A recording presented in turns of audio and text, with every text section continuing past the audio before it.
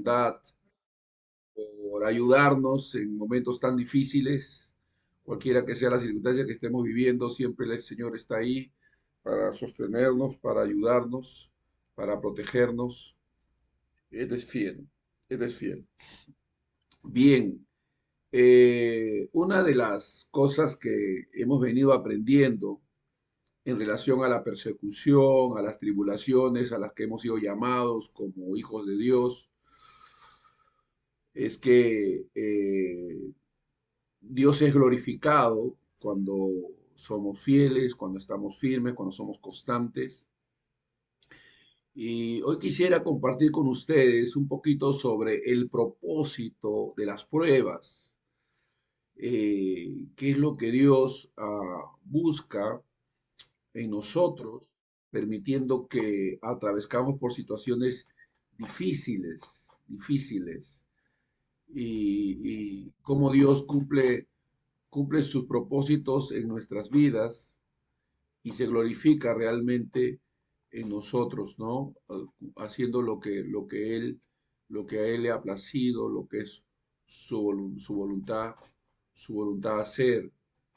Entonces, es muy importante que podamos comprender sus propósitos, lo que Él, realmente cómo glorificamos a Dios en medio de las tribulaciones y las dificultades. Permítanme un ratito, a ver, vamos a... Exacto.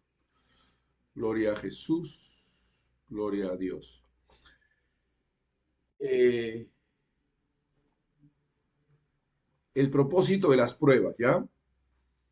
En Hechos capítulo 14, en Hechos capítulo 14, versículo 21 al 22, Hechos capítulo 14, versículo 21 al 22 dice lo siguiente: y después de anunciar el Evangelio a aquella ciudad y de hacer muchos discípulos, volvieron a Listra, a Iconio y a Antioquía, confirmando los ánimos de los discípulos, exhortándoles a que permaneciesen en la fe, diciéndoles, es necesario que a través de muchas tribulaciones entremos en el reino de Dios, ¿no? Es necesario que a través de muchas tribulaciones entremos en el reino de Dios. Se cuenta la historia de una mujer que había perdido a su hijo, ¿sí? Que había perdido a su hijo y que muy desconsolada se acercó entre lágrimas a un famoso filósofo chino y le dijo, maestro, consuela mi pena. Si tan solo tu sabiduría pudiera devolverme a mi hijo. Estas fueron las palabras de esta mujer. Y el filósofo chino le dijo, claro que puedo, le dijo así, pero solo si me traes un poco de hierba del huerto de una familia que no haya conocido el sufrimiento. Así que la mujer se marchó tratando de llevar a cabo este cometido. Así que la mujer vagó por muchos sitios, centenares de hogares, y al final ella volvió al filósofo y le dijo, Señor, ya estoy consolada. En todas las familias he hallado lágrimas, ¿no? O sea, ella podía reconocer que dolor había en todas partes, ¿no? En todas partes. Entonces, hay algo que tenemos que entender y es que las tribulaciones, las dificultades son parte de la vida cristiana. Pero en esta ocasión me gustaría hablar un poquito sobre el propósito de las dificultades, de las luchas, de las pruebas a las que de diferentes maneras nosotros somos sometidos, ¿ah? Porque usted pudiera pensar que usted nomás pasa pruebas, usted nomás pasa dificultades, pero no es así. Todos somos atribulados, todos tenemos situaciones difíciles, pero eh, hay que entender el propósito de ellas. Uno de los propósitos principales, hermanos, es que a través de estas tribulaciones estas dificultades, nosotros cambiemos, nuestro carácter, nuestra fe se vean transformadas. Ahora, si somos nosotros honestos con nosotros mismos, tenemos que reconocer que no nos gustamos, no, si somos honestos, no nos gusta cómo somos. Mientras transitamos esta vida de fe, este cristianismo que vivimos, vamos descubriendo que somos personas que no están a la altura de lo que decimos ser o de lo que profesamos.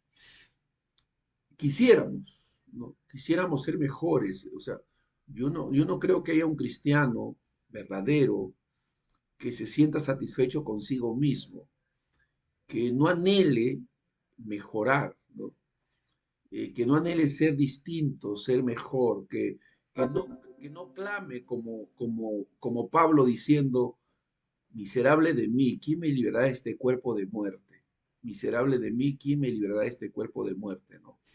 Porque experimentamos y gustamos la muerte de este cuerpo a través de las debilidades, flaquezas, fragilidades que manifestamos, sea tanto en público como en privado. O sea, nosotros descubrimos que no somos tan santos como quisiéramos ser, tan, tan amorosos como quisiéramos ser, tan conscientes o preocupados o interesados por los demás como deberíamos o quisiéramos ser. Entonces, como que hay en nuestro ser un anhelo que clama porque la manifestación de ser hijo de Dios se haga evidente, ¿no? Estoy hablando en el sentido de una introspección, de un examen hacia nosotros mismos. O sea, nos hallamos a veces diciendo una mentira, exagerando las cosas, aparentando, nos hallamos diciendo cosas inconvenientes que no deberíamos decir, eh, a veces hablamos cosas que deberíamos callar, emitimos juicios y apreciaciones equivocadas, reaccionamos violentamente o agresivamente, a veces con una palabra, un improperio. Es decir, somos conscientes de nuestras propias debilidades, ¿no? Y queremos ser mejor, anhelamos, o sea, el anhelo por la santidad práctica es un anhelo de un corazón santo, de un corazón que desea servir a Dios y eso es algo que Dios trabaja en nosotros, de adentro hacia afuera, de adentro hacia afuera. O sea, eh, la, la, la, el carácter de Cristo no se puede fingir, no se puede aparentar en determinado momento, pero no, es imposible de ser fingido durante mucho tiempo porque va a salir a reducir lo que realmente somos, ¿no? Entonces Dios trabaja con nuestro carácter y con nuestra fe. A veces hablamos y nos llenamos la boca hablando de lo fieles que somos, de que amamos a Dios y como Señor, cómo te amo, tú sabes que yo te amo, ¿no? Imagínense, miren a Pedro en su arrogancia, ¿no? El Señor le dice, Pedro, ¿me amas? Y Pedro, de manera abrupta y rápida, sí, Señor, tú sabes que yo te amo. A ver, Pedro, Pedro, ¿me amas? Señor, tú sabes que te amo. Y el Señor le hace una tercera pregunta, ¿no? Pedro, ¿me amas? Señor, tú lo sabes todo, ¿no? Tú lo sabes todo. Tú sabes que te amo. Y, y, y qué interesante porque Pedro eh, primero tenía que ser consciente de que el Señor lo amaba incondicionalmente, ¿no? Esa revelación del amor incondicional del Señor le vino luego que cayó, luego que pecó, ¿no? Luego que negó a su Señor. Él pudo experimentar el amor incondicional de su Señor, ¿no? Y después él aprendió el camino del amor, de responder con amor al amor de Dios. pero lo aprendió. O sea, a veces nosotros somos prontos para decir que somos, que tenemos, que podemos, pero Dios trabaja por dentro de nosotros. Y las pruebas tienen como propósito nuestro perfeccionamiento y nuestra maduración, porque es a través de las pruebas que nosotros nos postramos delante de Dios con honestidad, oramos con todo nuestro corazón, pedimos con todo nuestro ser por las personas que amamos y recurrimos a Dios con toda nuestra fe y con todo nuestro ser. Las pruebas, la Biblia dice que Dios no menosprecia ni desprecia al corazón quebrantado. Entonces, cuando estamos quebrantados, cuando nos acercamos a Dios con toda sinceridad, con toda honestidad, y nos rendimos a Él, presentando nuestra necesidad, porque es en momentos difíciles donde realmente nosotros nos postramos y clamamos al Señor y lo buscamos con todo nuestro corazón. Entonces, dice en el libro de Romanos, capítulo 5, versículo 3 al 4, fíjense, dice así, y no solo esto, sino que también nos gloriamos en las tribulaciones, sabiendo que la tribulación produce paciencia, y la paciencia prueba, y la prueba esperanza. Eso dice en Romanos 5, 3 al 4, en nuestra traducción, la Reina Valera, ¿no? Así que uno de los propósitos de las pruebas en nuestra vida es formar nuestro carácter y fortalecer nuestra fe. Pablo dice que las tribulaciones producen paciencia y la paciencia prueba. Esta palabra prueba se traduce del griego dokime, dokime, que se puede traducir como prueba, experiencia, mérito o carácter. Interesante, o carácter. Por eso, en algunas traducciones, por ejemplo, en la palabra de Dios para todos, ¿no? El mismo pasaje, los mismos versículos, palabra de Dios para todos, esta traducción dice, pero hay más, podemos sentirnos felices aun cuando tenemos sufrimientos, porque los sufrimientos nos enseñan a ser pacientes. Si tenemos paciencia, nuestro carácter se fortalece. Así está la traducción, palabra de Dios para todos. ¿Eh? Dice, si tenemos paciencia, nuestro carácter se fortalece. Y con un carácter así, nuestra esperanza aumenta. Y es esa traducción, ¿no? Entonces habla de importancia que tienen las pruebas en relación con el carácter que se forma en consecuencia a las pruebas que pasamos.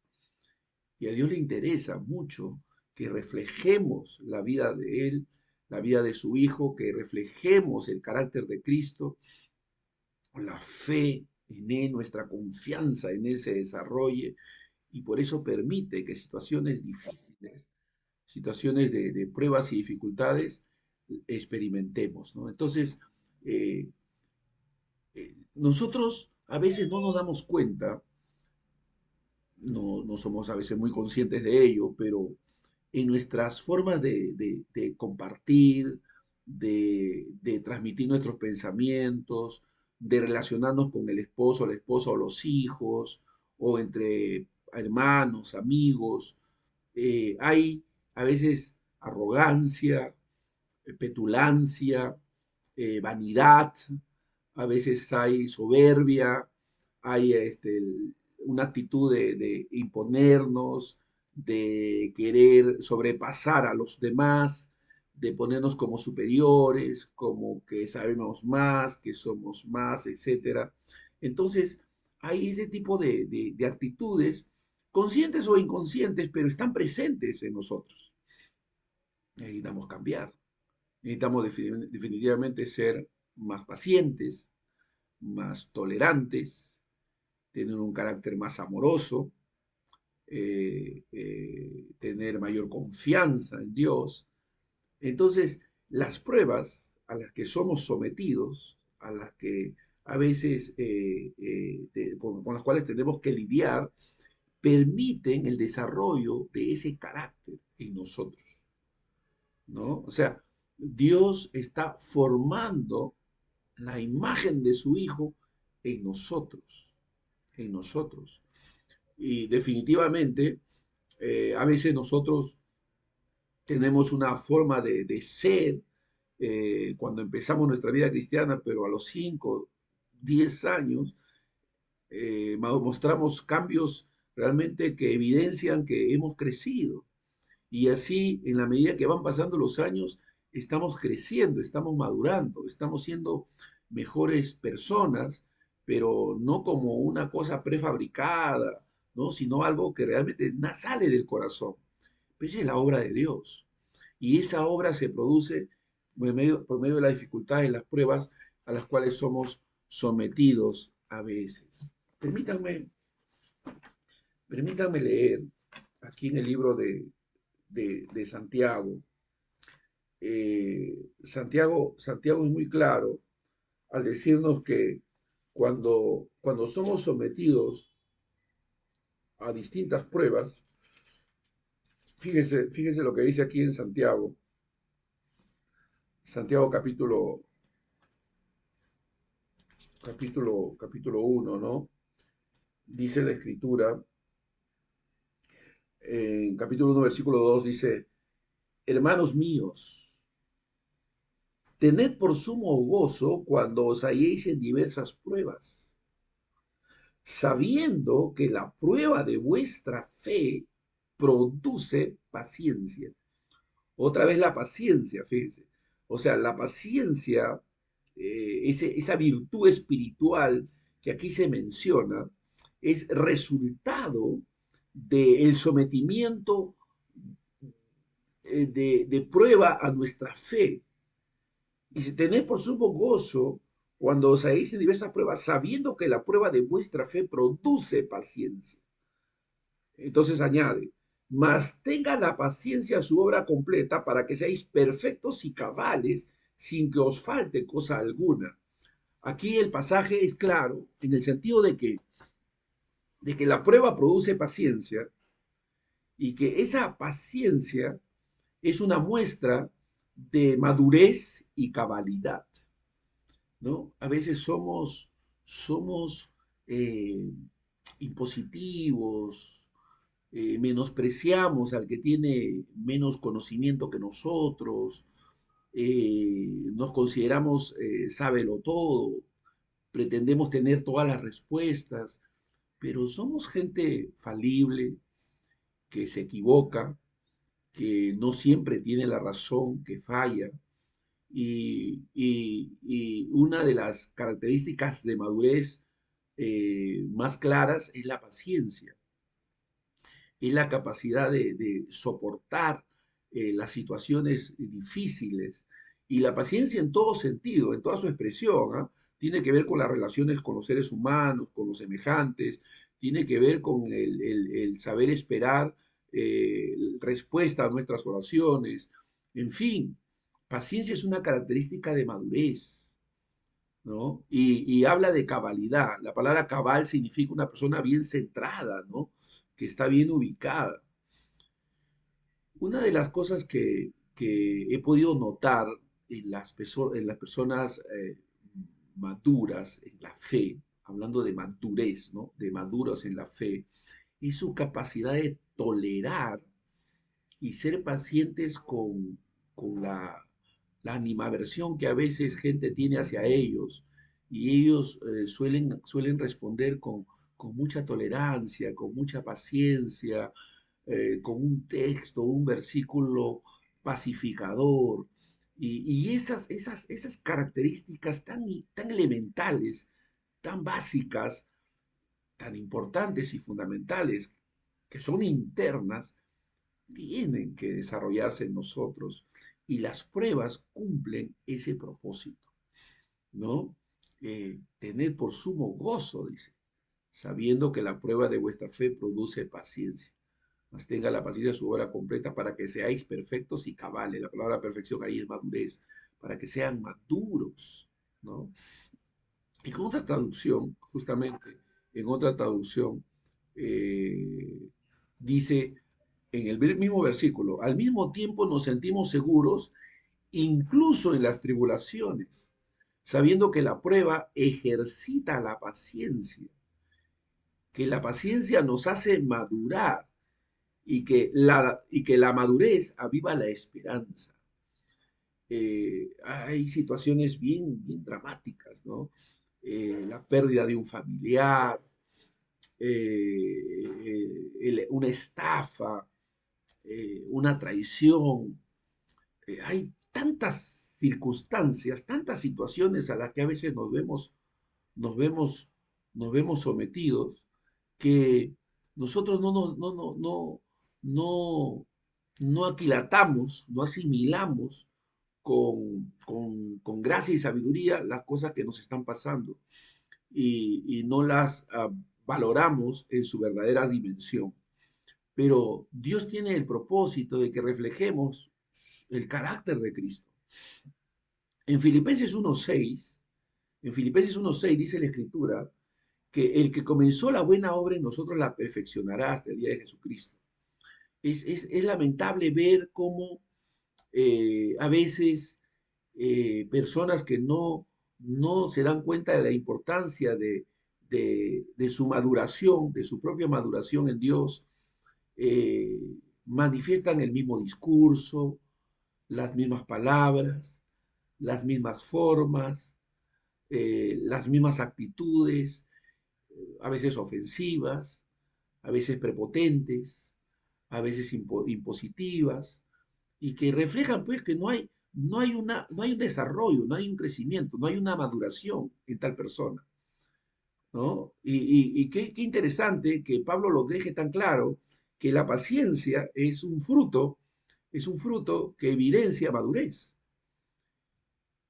Entonces, una persona puede decir o puede pretender ser madura, pero si es impaciente, pues seguro está siendo descalificado en esa característica, ¿no? En esa madurez que pretende presentar, porque la impaciencia es un fruto de inmadurez. Y entonces, paciencia es una característica que por supuesto no se puede fingir, ¿no? Algunos pretenden hacerlo, pero fracasan en su intento porque es algo que tiene que emanar de adentro, ¿no? Que tiene que emanar de adentro. El que añade ciencia añade dolor y sabe que se va a encontrar con contraposiciones, con ideas diferentes, y pues hay que saber caminar y moverse en esos mares, ¿no? En esas aguas, aguas donde hay disidentes, hay gente que tiene una posición o una idea diferente a la tuya, una percepción distinta, pero hay que poder entender que esas diferencias tienen que sobrellevarse. La convivencia la convivencia amerita tolerancia, tolerancia. Y es interesante, pero todas estas características se desarrollan cuando sufrimos, ¿ah? No cuando la pasamos bien, no cuando todo está bien y cuando no tenemos ningún problema y cuando no tenemos ninguna dificultad. No, ahí no se desarrolla. Se desarrolla precisamente cuando sufrimos, cuando padecemos, cuando somos sometidos a pruebas, ¿no? Es como alguien decía que una hoja de una flor no vierte su esencia aromática hasta que la presionas, ¿no? Ustedes han tocado la flor de una rosa, o sea, el pétalo de una rosa, usted puede oler esa rosa, pero cuando usted toma el pétalo con su dedo y la presiona un poco, su aroma, su esencia, sale con mayor naturalidad, ¿no? Se expresa en su mayor magnitud. Entonces, nosotros somos como ese pétalo, ¿no? Que en la medida que estamos más a mayor presión, el carácter y la manifestación de la gracia y del poder de Dios en nosotros se hace mayor. Por eso la Biblia dice que su poder se perfecciona en nuestra debilidad, ¿no? Porque ahí cuando somos débiles es cuando se muestra su grandeza, su fortaleza, su fuerza, ¿no? Entonces, tenemos que madurar, tenemos que crecer. Y una de las características de esa paciencia es pues entender que somos diferentes y que tenemos diferentes tipos de percepciones y que debemos amarnos y bendecirnos mutuamente, ¿no? En la gracia de Dios. Dios nos ha llamado a bendecir, Dios nos ha llamado a amar, Dios nos ha llamado a compartir La Biblia dice que con misericordia y verdad se corrige el pecado. ¿Con qué? con misericordia y verdad. La Biblia dice que debemos seguir la verdad en amor. Debemos seguir la verdad en amor. La Biblia dice hermanos, que la misericordia triunfa sobre el juicio. La misericordia triunfa sobre el juicio. O sea, estas son características, virtudes que son desarrollables en nosotros y que éstas se desarrollan mayormente en medio de las pruebas, en medio de las dificultades. Ahí es donde nuestra confianza se solidifica, donde nos hacemos más fuertes en el Señor y por el Señor. Entonces, eh, vamos a ser sometidos, es inevitable, no, tú no puedes ser exonerado de pasar por tribulaciones porque somos hijos de Dios y definitivamente si somos hijos estamos bajo la disciplina del Señor y vamos a tener que pasar por las pruebas. El Señor nos ha ofrecido, nos ha dicho que vamos a tener aflicción y como leímos el texto, es necesario que a través de muchas pruebas y tribulaciones entremos en el reino de Dios. Ahora, por supuesto que hay consuelo y hay promesa de guardarnos, de ayudarnos, de que Dios no va a dejar que seamos probados más allá de lo que podamos soportar o resistir. O sea, podemos confiar en Dios. O sea, Dios no actúa de manera arbitraria ni caprichosa. O sea, Dios es un Dios de propósito. Nuestro Dios es un Dios sabio y sabe lo que está haciendo con nosotros. Hay hermanos que me han contado después de haber pasado un proceso de COVID bastante agudo. Algunos lo han pasado levemente, ha sido mi caso, ha sido leve, no ha sido tan dramático, pero ha habido casos de hermanos que sí han estado entubados. Tengo un amigo, miren, yo les cuento, a ver, un amigo apóstol que me llama, me dice, Otoniel, mira, me dice, tú sabes, yo soy apóstol y yo he estado levantando iglesias, haciendo un montón de cosas, pero también sabes que estuve en este proceso de COVID, estuve internado 16 días, entubado, e inconsciente. Mira mi peso, he bajado 15 kilos, estoy frágil, pero más que el cambio físico, Toniel, el cambio interior que ha producido en mí es dramático, me dice. Otoniel, mira, yo soy diferente, ahora ya no estoy mirando por las cosas de este mundo, le he perdido sabor a los éxitos mundanos, a las cosas mundanas, a buscar la fama, que es lo que yo buscaba cuando hacía mi ministerio, buscaba el reconocimiento, Toniel, ahora lo confieso, ahora me doy cuenta que estaba ejerciendo un ministerio de vanidad, de soberbia, de caprichosamente, exigiendo y a veces maltratando con el fin de que logremos la visión, el propósito en la iglesia. Y no, mire, estaba a punto de morir Otoniel y me he dado cuenta que lo hacía por mí. No, Dios me ha mostrado que estaba levantando mi reino. ¡Wow! Me digo, varón, ¿y cómo has aprendido todo eso? Tony, no sabes cuando uno está a punto de morir, cuando uno pierde toda esperanza, uno se da cuenta que hay cosas que no sirven, que no valen, y por las cuales uno ha sufrido y ha luchado y ha perdido el tiempo, me dice él, ¿no? O sea, fíjense, lo ha transformado. Ese sufrimiento al que ha sido sometido lo ha transformado, lo ha cambiado, lo ha perfeccionado. Y qué bueno, ¿no? Que ahora él tenga ese sentir, ese corazón, ese deseo. Y claro, uno pudiera pensar, bueno, yo no necesito pasar por esas cosas para cambiar, dicen algunos, ¿no? Pero ya esa actitud nomás de pensar así no es un cambio, pues. No es un cambio, porque lo que el hermano está manifestando es un cambio de adentro hacia afuera, o sea, algo pasó en su interior. No es que se propuso cambiar o ser diferente, no, algo pasó en su interior que lo transformó y fue el perder toda esperanza de vida, ¿no? El perder toda esperanza. Y varios hermanos, tengo otro amigo que también me cuenta algo similar, ¿no? Y me dice, Toniel, después de haber pasado estos momentos de debilidad, de fragilidad, ahora me doy cuenta que yo no valgo nada, de que solamente en Cristo soy precioso, de que en Él está mi riqueza, de que Él es todo para mí, que sin Él nada soy. ¡Wow! ¡Qué tremendo!, ¿no? Y no estoy mencionando mi experiencia particular, no, pero por ahí también he transitado. Entonces, cambios interiores, ¿no? Que nos hacen ver a la gente y a tratarlas de manera diferente, a ser más agradecidos, a exaltar y reconocer en otros las cosas, no estar buscando protagonismos, ni querer figurar o aparecer o ser alguien, ¿no? Buscando un nombre, levantándonos un reino o menospreciando a otros, ¿no? Entonces, son los sufrimientos eh, que Dios usa, porque el sufrimiento no es un fin, es un medio. Voy a repetir eso. El sufrimiento no es un fin, es un medio para lograr objetivos y propósitos divinos. Dios sabe lo que está haciendo con nosotros y sabe por qué está permitiendo ciertas situaciones para que maduremos y crezcamos, para que reflejemos el amor de Dios, el carácter de Cristo y realmente seamos un testimonio vivo de lo que Dios es, no poniendo nuestros ojos en las cosas naturales, sino en las cosas celestiales, ¿no? Y por eso es que Él permite. Entonces, uno de los primeros propósitos y más valiosos es que Dios, a través de las situaciones que Él permite que experimentemos o vivamos, fortalecer nuestro carácter y nuestra fe, ¿no? Fortalecer nuestro carácter y nuestra fe. Traer una comprensión de lo que es la unidad, de lo que es el amor. Fíjense, déjenme mencionar a Kenneth Hagin Jr.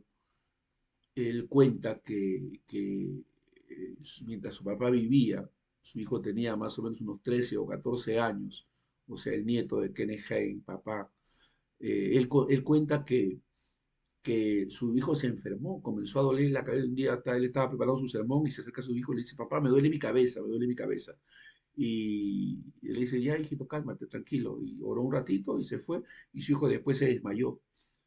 Y entonces ya desmayado lo lleva de emergencia y le encuentran un tumor en el cerebro al muchacho. Entonces el doctor diagnostica que después de algunos exámenes que tenía que ser operado. Y él cuenta, ¿no? Que dice que su papá oró por su hijo, él oró por su hijo, trajo a siervos connotados que fluyen en sanidad y milagros y todo para que oraran por su hijo y su hijo no se sanó. Eh, Luego de un montón de intentos para que su hijo pueda ser sanado a través de las oraciones e intercesiones de muchos hermanos que él consideraba gente que podía ser usada para que su hijo sea sanado, después de haber fracasado en todos esos intentos, su hijo fue sometido a una operación. La cabeza y lo operaron y le sacaron el tumor y afortunadamente era benigno, salió sin ninguna novedad, fue a su casa y él dice, yo estaba asombrado de, de que Dios no lo sanó, él fue operado, ¿no? Él fue operado, pero me preguntaba por qué Dios había permitido todo eso. Y algo que Dios me permitió gustar, dijo este Kennedy Jr., algo que Dios me permitió gustar fue el amor, la solidaridad, la fraternidad, el interés, el compromiso de hermanos que nos amaron, nos cubrieron con sus oraciones, nos apoyaron financieramente. Es decir, pude experimentar el amor de Dios a través del cuerpo de Cristo. Y en reciprocidad, ahora amo más al cuerpo de Cristo. Hubo hermanos con los que yo tenía una animaversión, un rechazo, que en medio de las pruebas que yo estaba sometido con mi familia, respondieron con amor, con gracia, de forma solidaria. Y ahora estoy agradecidos con ellos, los amo, los acepto, tengo una mejor relación. Pero esto sucedió después de que su hijo se enfermó con este problema, ¿no? Un tumor en el cerebro y luego operación. Pero todo ese proceso, su hijo no tiene ninguna secuela, han pasado los años, no hay ninguna, ni siquiera parece que hubiese sido operado alguna vez. Pero la experiencia que tuvo y el fruto que produjo fue extraordinario en la vida de él y de su familia. Y a veces para que hayan cambios profundos en nuestras vidas, hermanos, pasan cosas terribles, ¿no? Que nos ayudan a poder valorar cosas que a veces no valoramos, ¿no? Un hermano que pasó por un proceso de COVID, un pastor amigo mío, me decía que cuando estuvo con COVID y pidieron un apoyo solidario, él me dice, Otoniel, muchas personas, hermanos, que la verdad que yo les tenía una especie de rechazo por sus actitudes, su forma, fueron tan generosos conmigo que la verdad me quedé asombrado y agradecido y en deuda con ellos. Ya no me siento en ninguna libertad de poder proferir alguna declaración negativa en cuanto a ellos, sino solo gratitud. ¡Wow! Si uno comienza a analizar cada una de estas experiencias, uno tiene que reconocer que hay muchas cosas que tienen que cambiar adentro de nosotros, ¿no? Hay cosas que tienen que cambiar dentro de nosotros.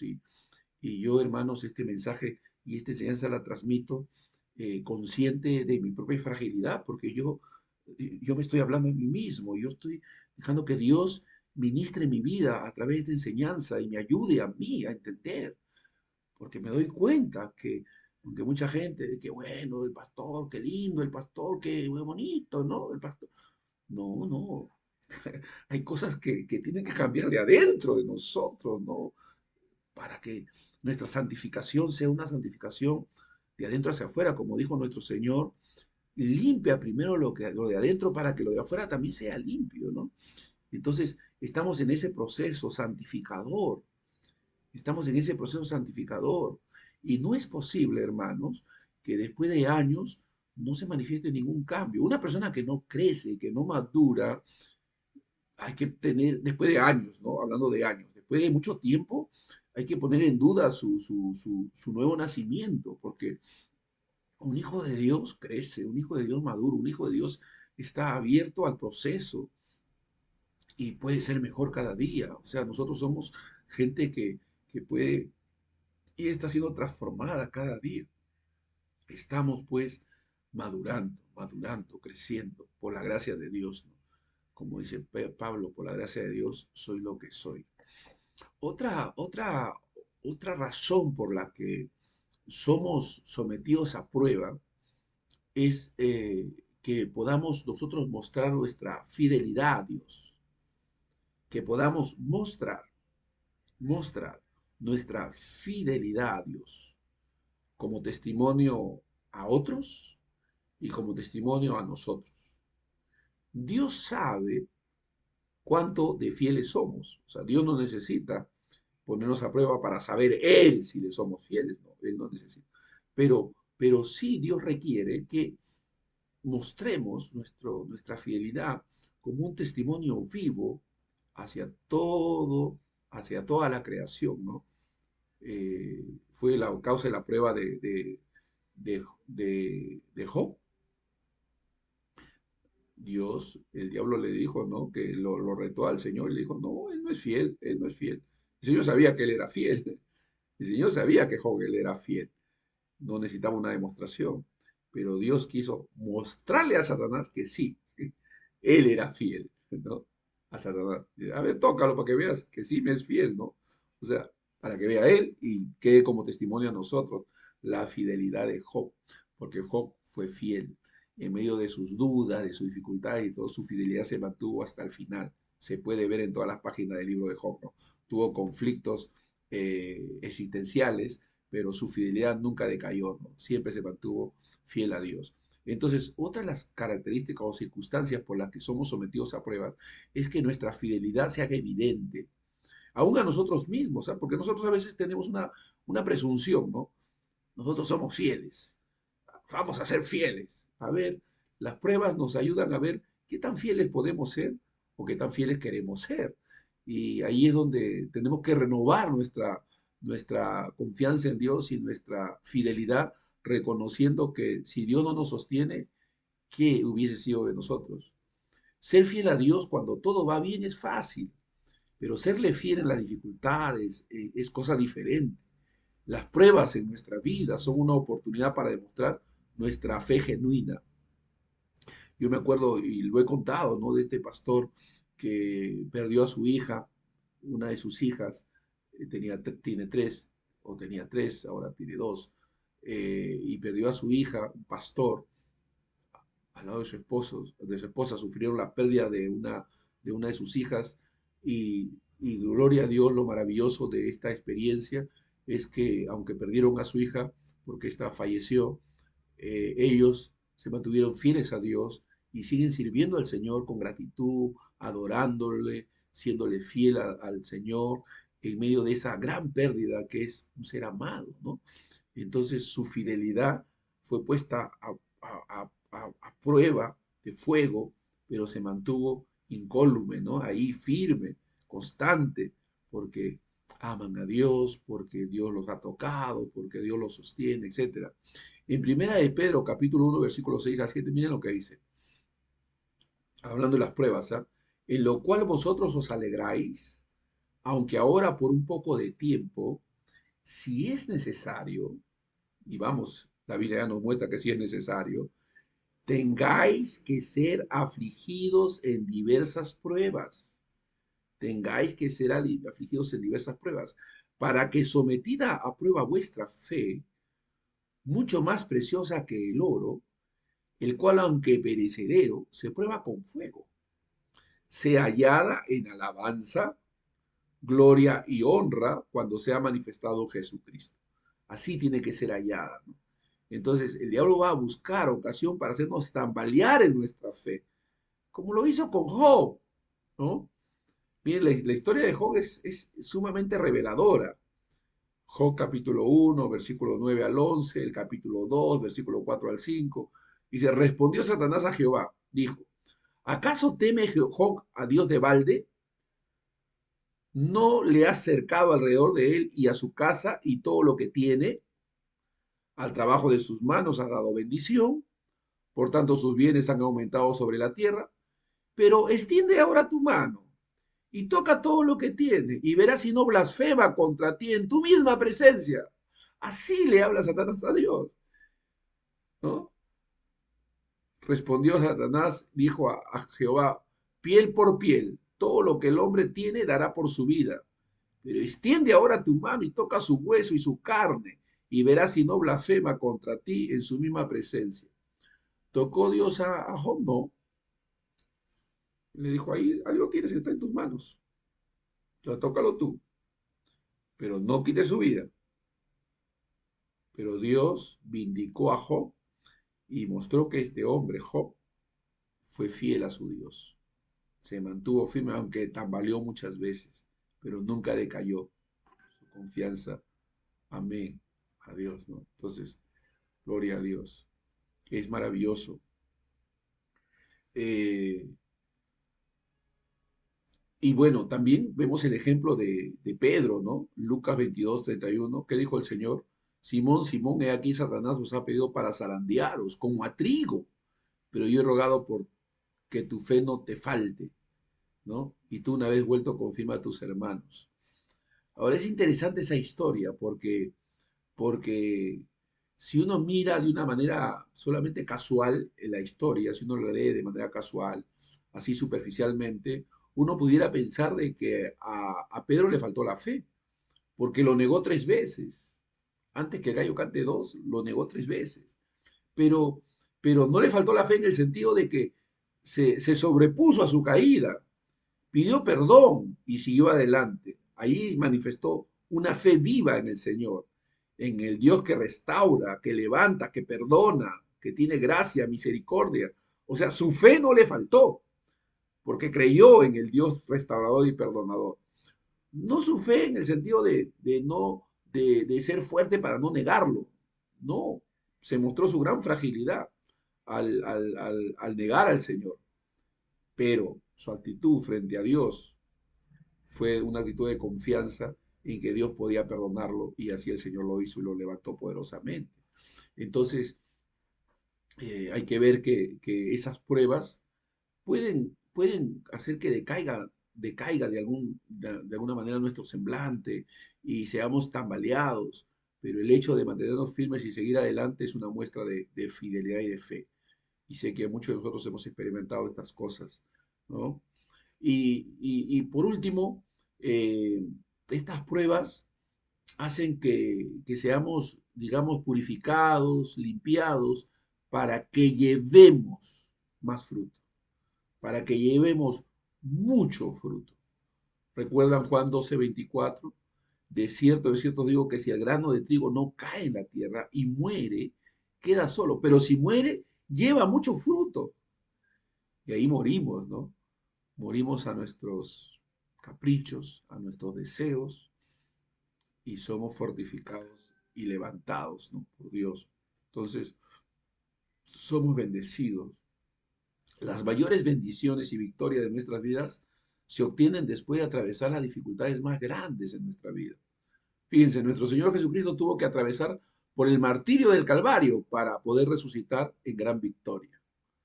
Pablo tuvo que sufrir grandes dificultades para llegar a ser el gran apóstol a los gentiles. Jacob tuvo que sufrir terriblemente en su vida para llegar a ser uno de los patriarcas de la nación de Israel. José, ¿recuerdan a José? Tuvo que sufrir el desprecio de sus hermanos, ser vendido como esclavo e ir a parar a la cárcel por un crimen que no había cometido, ¿no? Antes de llegar a ser gobernador de Egipto. En general, hermanos, los hombres y las mujeres que han alcanzado gran testimonio delante de Dios han tenido que atravesar grandes pruebas, grandes negaciones, grandes sufrimientos, a veces enfermedades y hasta fracasos, traiciones, ¿no? Verdaderos dolores, pero aleluya, han prevalecido, han seguido adelante, ¿no? Dios les ha dado la victoria.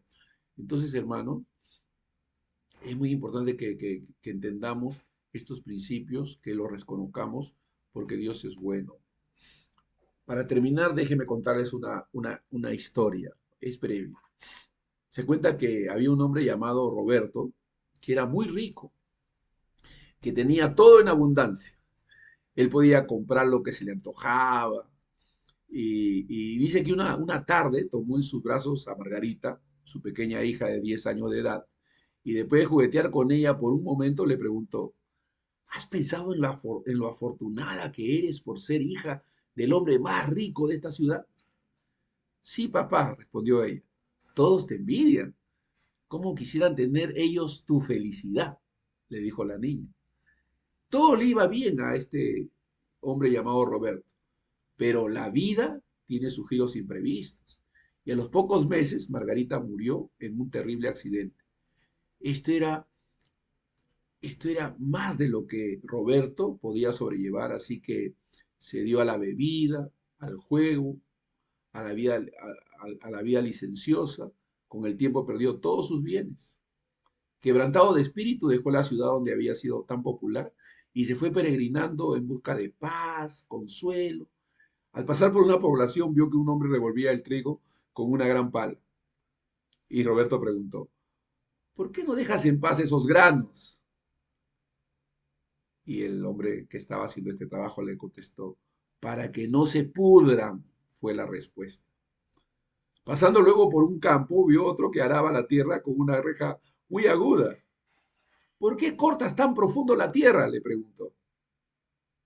Para que sea más blanda y así se empape bien de lluvia y sol, respondió el campesino. Mientras pasaba por un viñedo, observó que un obrero cortaba con tijera los sarmientos de las matas. Amigo, preguntó Roberto, ¿por qué atormentas esos sarmientos? Para que den una cosecha buena y abundante, contestó el obrero. Roberto se quedó muy pensativo. Caminó hacia la soledad de un bosque cercano, cayó de rodillas, alzó reverentemente los ojos al cielo y exclamó, Señor, Dios mío, yo soy el trigo que has revuelto para que no me pudra. Soy la tierra que has cortado para que me vuelva blando. Y soy el sarmiento que has podado para que dé buen fruto. Ayúdame a someterme a tu mano fuerte para llegar a ser el siervo útil que tú quieres que yo sea. Interesante historia, conmovedora, realmente reveladora también. Dios está trabajando con nosotros, hermanos, aunque no entendemos, aunque no entendemos a veces las cosas que experimentamos y sufrimos, Dios está en control. Dice en Juan 16:33, estas cosas os he hablado para que en mí tengáis paz. En el mundo tendréis aflicción, pero confiad, yo he vencido al mundo. Vamos a orar. Padre, en el nombre de Jesús, Te damos gracias por esta palabra, te pedimos que nos ayudes a ser fieles, a mantenernos firmes y constantes, a pesar de todo lo que vivimos o experimentamos, Señor. Sabemos de que estamos en tus manos y tú nos vas a sostener, Señor. En el nombre de Jesús, amén y amén. Muy bien, hermanos, que Dios nos